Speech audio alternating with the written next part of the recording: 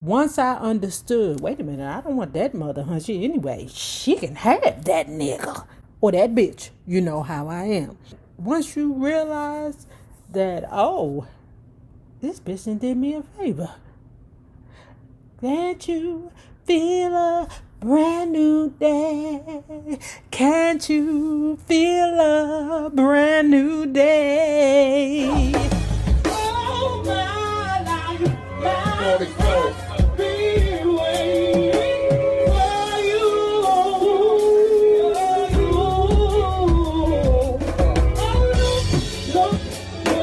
No, how you do.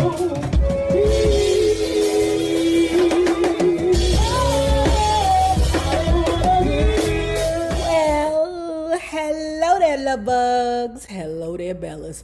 If you have not already done so, please remember to like, share, subscribe, and tip your favorite narrator via Cash App at $NAROB on YouTube. And if you are not already a part of this book club, please hit the Patreon link below and or the join button here on the YouTube. And for a small monthly fee of $5, you babies, yes, you can be privy to all the shenanigans before the YouTube gets it, if the YouTube gets it. Now, you know, the paying members, they are privy to the puppy videos. Also, the paying YouTube members, they know what the next book is. In the Marquise of Queensberry rules that seem to apply in such matters, it's considered proper etiquette to allow the wife to file the papers. Bitch, you would have never filed the papers. I'm sorry, Natalie Cole. You would have never filed the papers, because remember a while back when Andre was beating her ass, they separated. But she begged him to come back. She said she had low self-esteem then, but I don't believe she would have ever filed for a divorce. Andre's lawyer, however, asked Jeff to hold off for a while because we were starting to work on my next album, which Andre was supposed to produce. It must have been pure arrogance that made this man think that I would want to continue to work with him. I thought that holding off on the proceedings until we were finished with our business dealings together was considerate, until I got a call from Cookie. Cookie said, "Girl, I'm trying to tell you something good. Your nigga got a new bitch." "Sweetie," she said, "sit down. I think Andre's been messing around on you." "Excuse me? Andre has a girlfriend." "How do you know?" "A friend of mine's been asking me over and over how your marriage is. I finally asked her why she wanted to know, and she told me that another friend of hers has been bragging about how her daughter was going out with your husband." Girl, when I tell you it happens to the best of us, oh my God. And if you got your right senses about you, you'll understand that it's not really about that you want the man or that you're so hurt that the mother hoochie cheated on you. Okay, it's not really about that. Some women cannot differentiate between what real love is and a challenge. Do you, after this ninja then cheated on you, do you want him back because the other hoe got him, or do you want him back because you really love him? Once I understood, wait a minute, I don't want that mother hunchy anyway. She can have that nigga or that bitch. You know how I am. Once you realize that, oh, this bitch done did me a favor. Can't you feel a brand new day? Can't you feel a brand new day? I felt bad for Cookie. It must have been so hard to break this kind of news to me. And I thanked her for her courage in coming forth with this information. Later, she told me that she had gone to the counselor we had been seeing to ask his advice on the best way to tell me. Cookie's information may have come through the back door, but it wasn't wrong. About a month before he moved out, Andre had asked me to loan him some money for business. I later found out that he used it to put a down payment on a house that he moved his lady into. In fact, Andre knew he was leaving at least 3 weeks beforehand. I hired a private investigator who discovered that the house was occupied by her by then. The first thing that betrayal does is knock you in your knees. The humiliation is overwhelming and you feel like a fool. Let's talk about humiliation in the life. Okay. So I was dating this beautiful dark-skinned girl. I mean, beautiful. And when she smiled, she lit up the sky. You hear me? Yeah. So, any rate, we had broke up because I was embarrassed that she was hanging out with somebody that I felt was not on her level. And I had said to her, hey, look, this is a problem to me that you're hanging out with this person. We both come from the same background. That girl from over there on the south side, that girl, she's a different kind of person. Plus, she was a teenager. Me and my ex were both in our mid-20s, okay? And I'm like, why you even be bothered with this young girl? Like, people coming to me while I'm out, at the club or whatever the case may be. Man, I remember one night, y'all, forgive me. I remember one night that me and my girlfriend at the time was out at the club. And baby, if you know about the life and the club life, man, bitches get busy fighting. I don't know what it is about the lesbians, but they love to fight each other. The gays, on the other hand, I don't know if they fight now, but the lesbians, they get busy. So anyway, I wanted to go home. I was like, I'm not going to hang around here and watch these lesbians fight, because her and I both know what it's like to hang out after go-go's. Niggas get shot. I'm not saying that people were getting shot outside of the Delta. What I'm saying was I felt like we were both too mature to be watching some bootleggers fight, okay?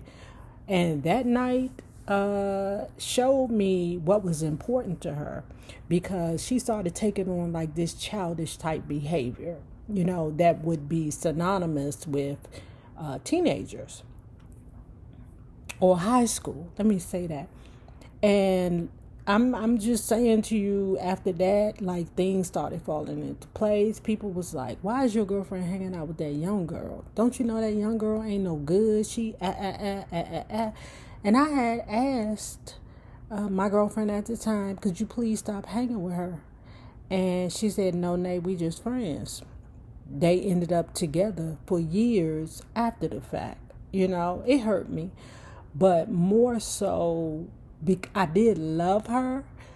But more so, the humiliating part was that when you're in the life, when you're in the club, the gays tend to frequent the same club. So it hurt for me to see that ex out with her new girlfriend.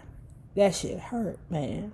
Because, like I said, the gays tend to frequent the club. So it was hard. I didn't want to stay in the house and cry. And I didn't want to see her out with her new girlfriend.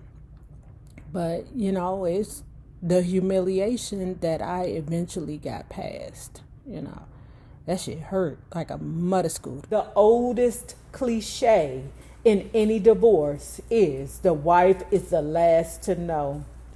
Wouldn't have been that way if you would have left the nigga. I made plans to move out of the house in Tarzana. Just being there made my skin crawl. And I was once again fair game for the tabloids. Damn. Amidst all this personal turmoil, there were problems in the studio as well. Andre was to have been the executive producer of my next album.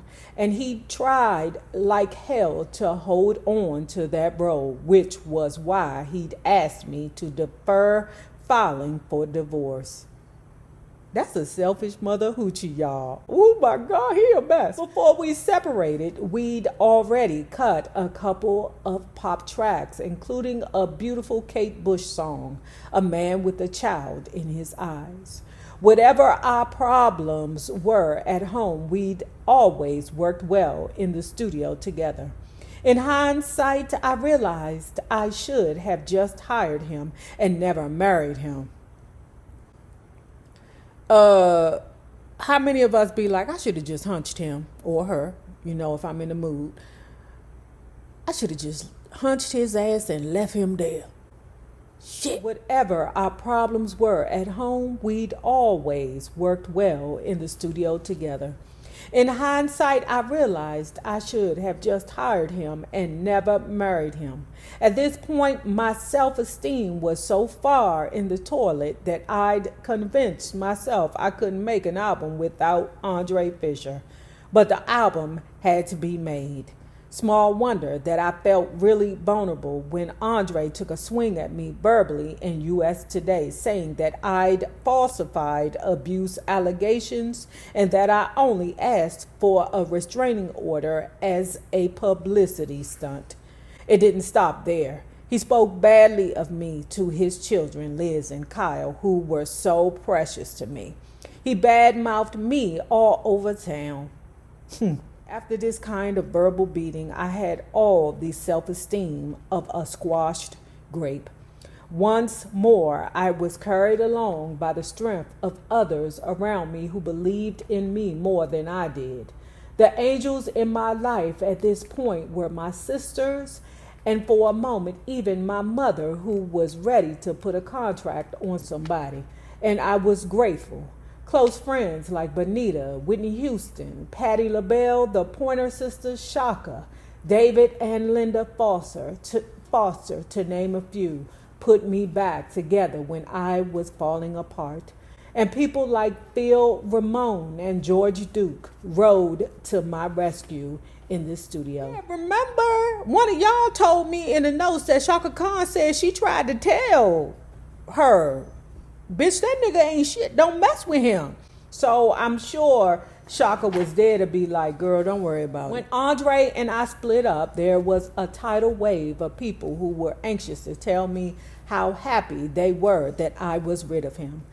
I think people who knew me felt deceived by the person they thought my ex was compared to the person he really is.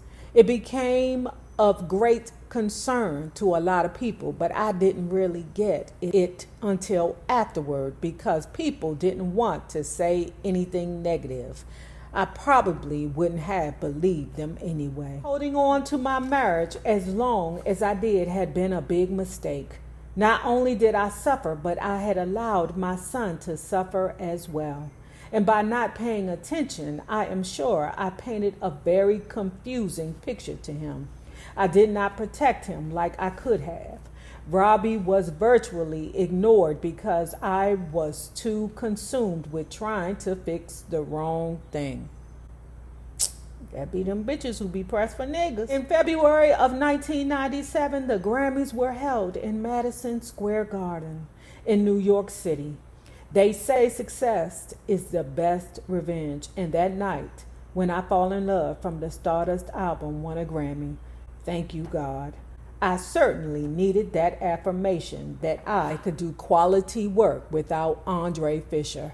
My divorce papers arrived the next day. Meanwhile, my mother sold the huge estate in Tyringham and moved from Massachusetts to Florida. Robbie graduated from high school and went away to college studying music. Of course, at the Berklee School of Music in Boston. Not that I sat around the house with time on my hands.